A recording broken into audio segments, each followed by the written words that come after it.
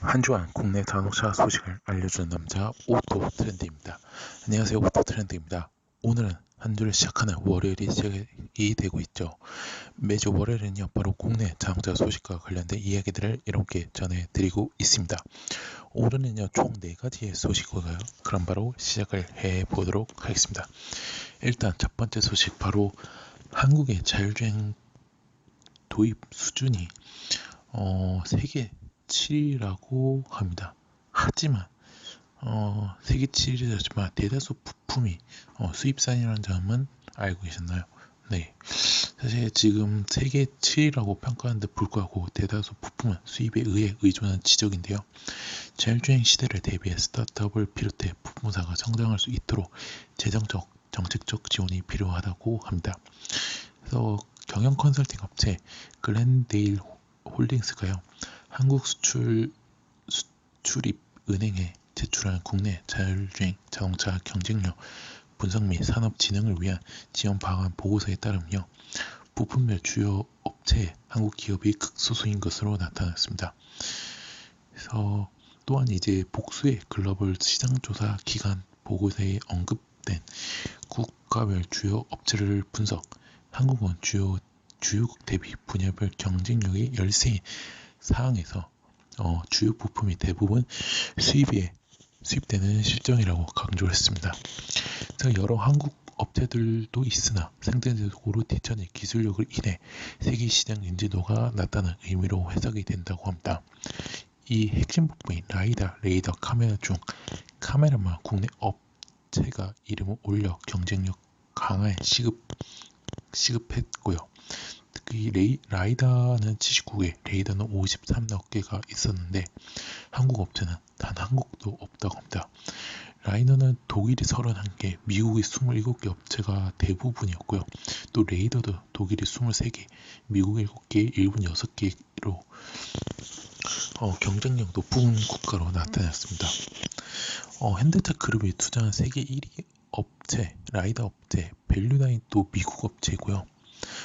카메라 업체 36개 중에서는 한국 업체로 삼성전기가 한 곳이 포함했으나 독일 10개, 미국 5개, 일본 5개, 특히 캐나다 4개에 비해서는 또 경쟁력이 나갔다고 합니다.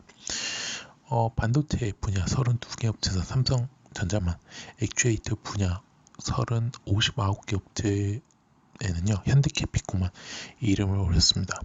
초음파 64개 업체 중에서는 한국 업체가 없었습니다. 그나마 전자제어 장치 이슈의 지집 업체에서는 현대모비스, 현대오토론 등 5개의 업체가 이름이 올렸고요. 그래서 그랜데일 홀딩스는요, 자율주행차는 기존 자동차 산업의 패러다임이 변환되는 중요한 임계점이라며 글로벌 수준 기업 육성을 위한 적극적 금융 지원이 필요하다고 진단했고요. 그래서 한편 컨설팅 업체 KPMG는요, 지난 7월에 한국의 자율주행 도입 수준이 준비 수준 세계 7위라고 밝혔다고 합니다. 또 이동통신망 커버리지, 정부의 자율주행 기술 개발 지원과 제도 정비 계획, 카시어링 이용 등의 증가로 이유를 꼽았다는 라는 점을 알려드리도록 하겠습니다. 그래서 이렇게 알아주시면 좋을 것 같고요. 그 다음 이야기, 이제 조금 산업통상자원부 이야기인데요.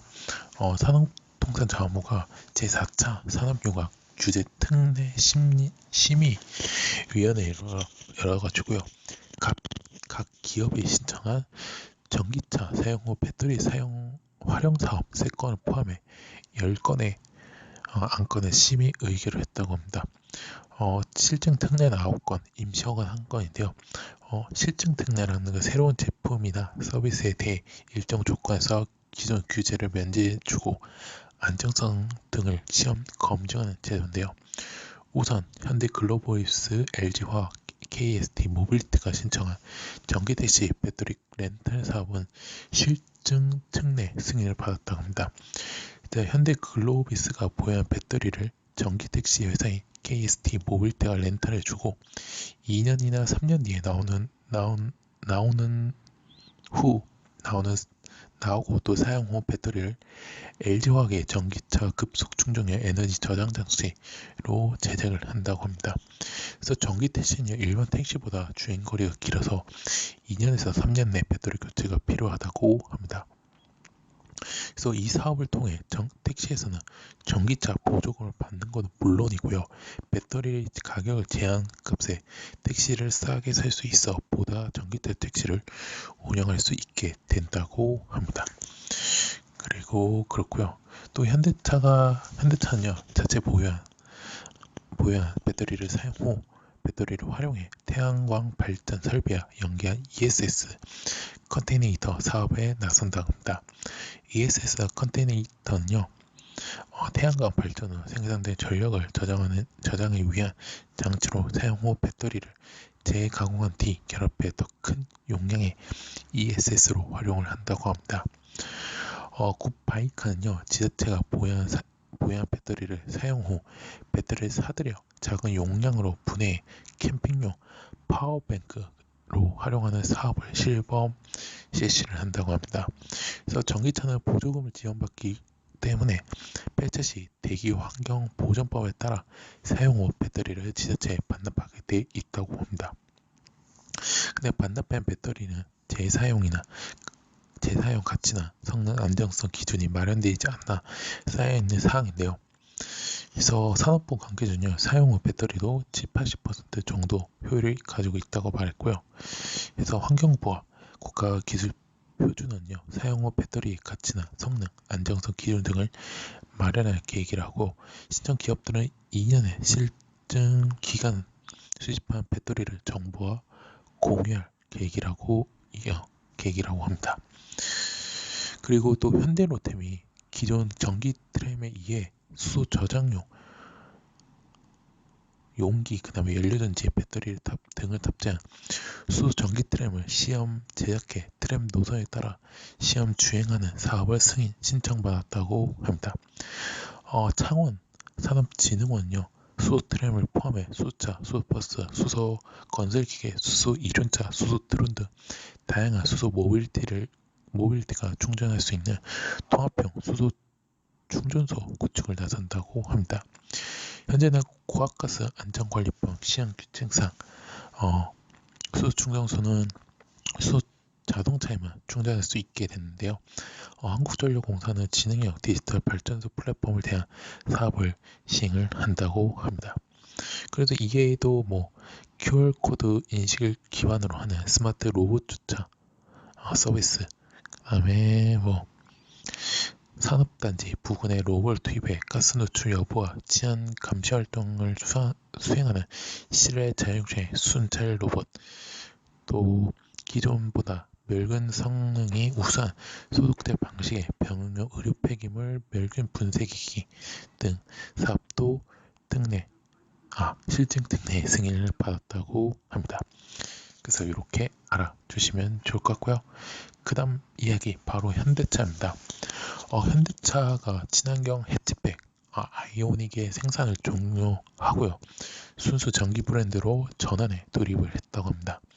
업계에 따르면요, 현대차는 이달 초 아이오닉 일렉트릭의 생산을 종료를 했다고 합니다. 앞서 현대차는 지난 3월 말 아이오닉 하이브리드, 플러그인 하이브리드의 생산을 끝낸 바가 있죠.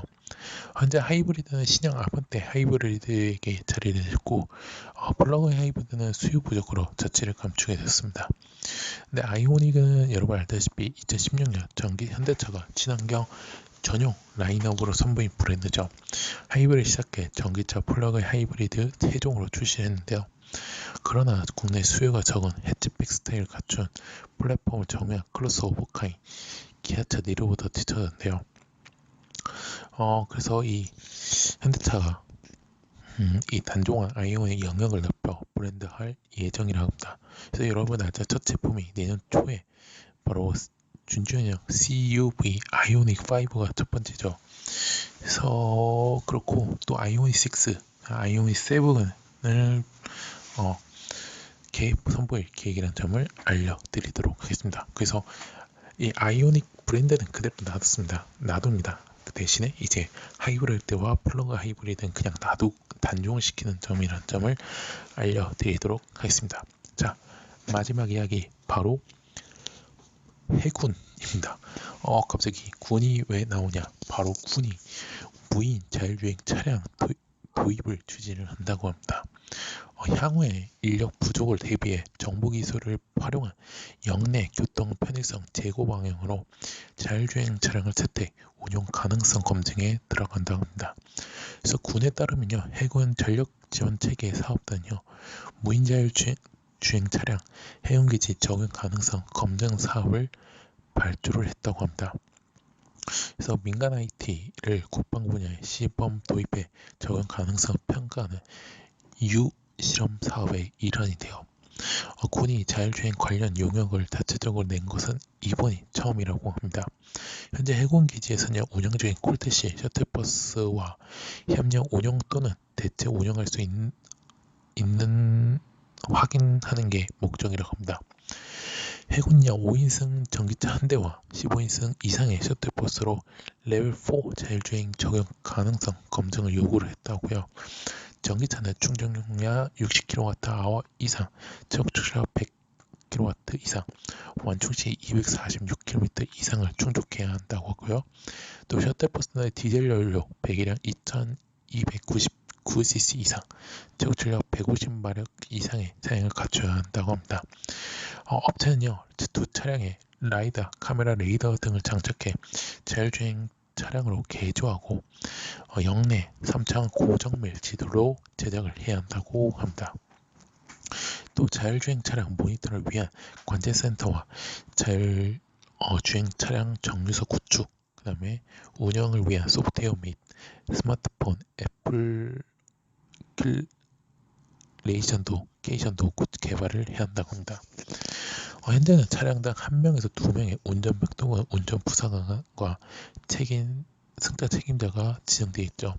그러나 이제 군 병력 감축을 따른 인력 숙련이 예상되고 초임 운전병의 운전 미숙으로 인한 사고 위험 해소를 위해 자율주행 차량 도입을 추진한다고 합니다. 그래서 그렇게 알아두시면 좋을 것 같고요. 다만 이제 해군이 레벨 4 수준의 완전 자율 주행을 요구하면서도 적용 가능 검증 사업인 만큼 문제 발생 시 탑승자가 차량 통제권을 넘겨받아 직접 조작할 수 있어야 한다고 명시를 했다고 합니다. 그래서 지금 사업자는 선정을 하고 있다고 하고요. 그래서 내달 6일에 개최를 진행하고요. 예산은 22억 4천만 원이고 사업 기간은 내년 1월 30일까지 진행을 한다고 합니다. 그래서 이렇게 알아주시면 좋을 것 같습니다.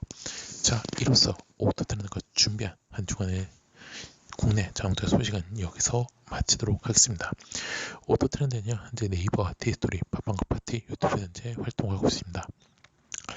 자동차뿐만 아니라요, 모터스포츠 관련된 리뷰 영상 포스팅까지 하고 있으니까요. 네이버는 서로 유추가 해주시면 감사했고요. 티스토리 구독, 팟빵과 파티에서는 구독 및 후원, 마지막 유튜브에서는요, 구독 및 좋아요, 알람 설정까지 눌러주시면 대단히 감사하겠습니다. 저는 내일 국내 모터스포츠의 소식에서 뵙도록 하겠고요. 코로나19 아직 끝나지 않았습니다. 사회적 거리 두기 실천과 마스크 착용, 손 씻기를 꼭 실천해 주셨으면 대단히 감사하겠습니다. 지금까지 오토트렌드였습니다. 감사합니다.